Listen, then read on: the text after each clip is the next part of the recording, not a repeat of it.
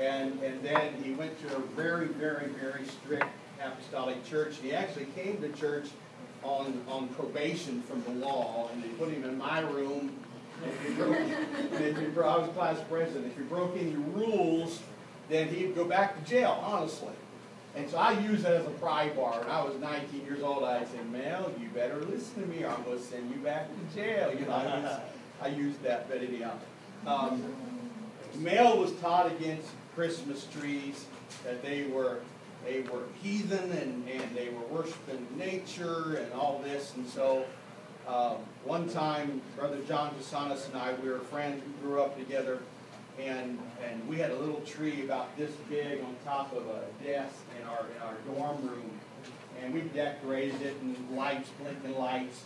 Well, Mel would come in and he would condemn us week after week after week because we were worshiping a Christmas tree. Now you have to understand, probably not a whole lot of wisdom at 19, you know, but you just sometimes do stuff.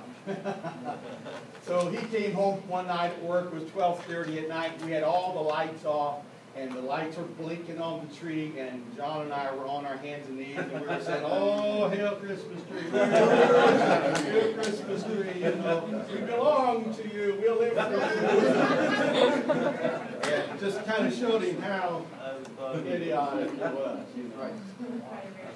Yeah. We finally broke him down. We made a heathen out of him, you know, eventually. But Mel left Bible school. He backslid. He's a drug pusher in Chicago today. So all because of Christmas trees. You know, those trees will them trees will do you in, boys. Whether it's a tree or marijuana, one of those green things will do it to you.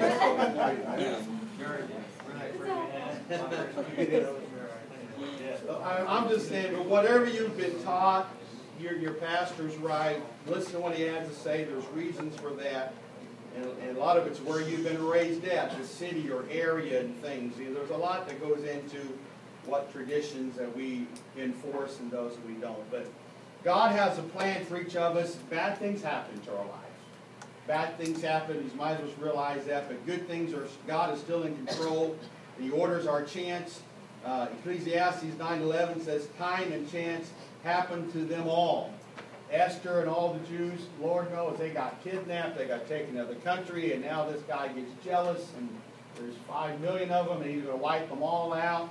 And she let her number 1 fear be stronger than the number 4 fear, and save her people.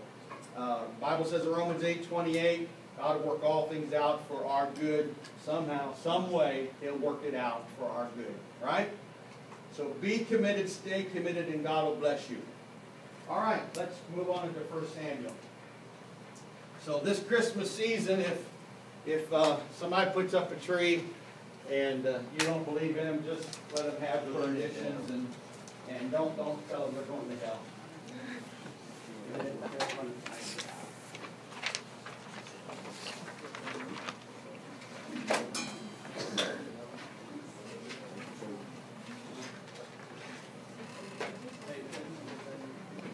I have a greatest conviction.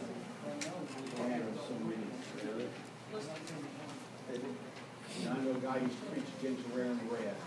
Red shoes. Anything red. Anything red. Because I think it was bright. Yeah, because red hair is not really bright. Bright red. You know? If so,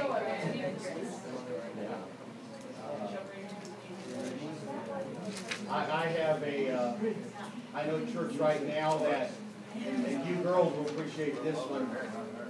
I have a church right now that is in my section, and don't ask me where, but the pastor has a conviction.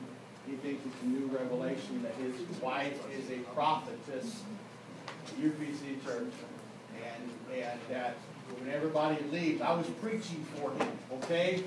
And they all seemed fine, but when they left, they knelt down and hit their head on the floor with their hands and knees, and I thought, what are they doing? You know? And found out later that before they can leave, they have to bow toward the pastor's wife because she's the prophetess of the church. 25. You know, yeah. But it just, you know, some people get some weird ideas out there. Some weird ideas. So if there's some weirdness, just leave weirdness alone, okay? Stay in the Word. Surround yourself with other people. So if you get a funny idea, you can talk to other people and you bounce it off each other, you know? Okay? It's not sin. Just weird. You know, unless somebody wants to bring charges against them, what are they going to say? You know, weirdness? So what, okay, now that brings up a good question. What does put you out of the fellowship? Like, nothing? Is that sin? Staying on pulpits? I think it's very weird, but it's when, out of respect for a pastor and his wife, has went too far. You see, it became traditionalism, they almost worship of that person.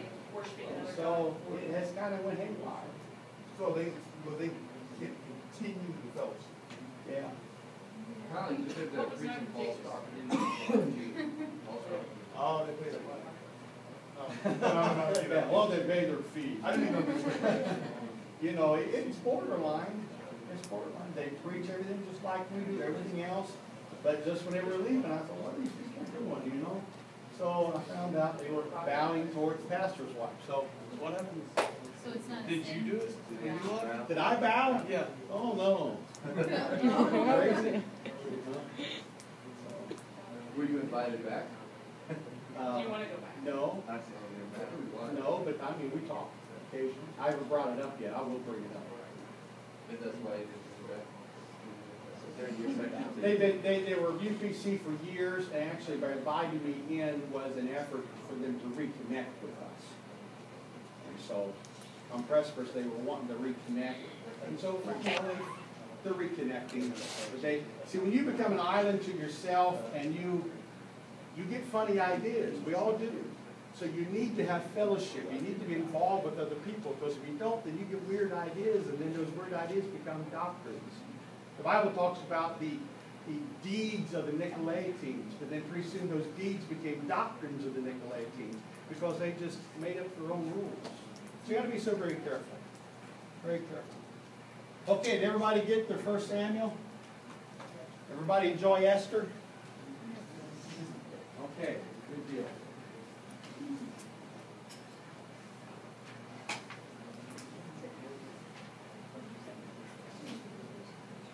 By the way, if you haven't checked in yet, there's your attendance sheet. We've still got some attendants up here. Vanessa Bishop, Melissa Meyer, and Mr. How do you say this? How do you say Mr. T? It's you? Okay. There you go. See, I was generous on the notes. So everybody doing good? 1 Samuel. 1 Samuel is one of my favorite books. I'll just tell you, I enjoy that. The theme of 1 Samuel is be successful. You know, we've had be committed and all those others. The theme for 1 Samuel is to be successful. And that'll be on test sometime. But Samuel was considered kind of a dual roles in the Old Testament. He was partly a judge and partly a prophet. And to me, Samuel was probably one of the most important Old Testament characters there were.